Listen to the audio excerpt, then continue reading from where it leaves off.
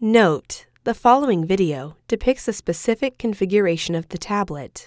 The same removal and replacement procedures apply to all configurations of the tablet.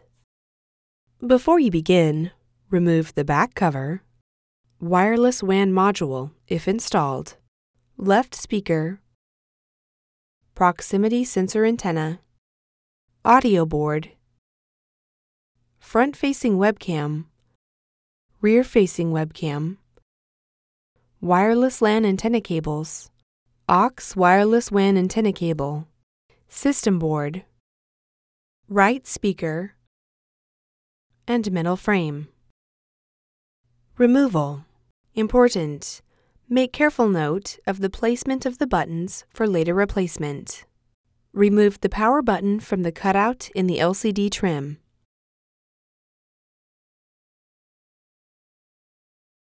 Remove the volume button from the cutout in the LCD trim.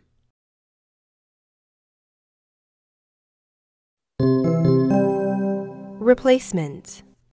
Place the volume button into the cutout in the LCD trim. Place the power button into the cutout in the LCD trim.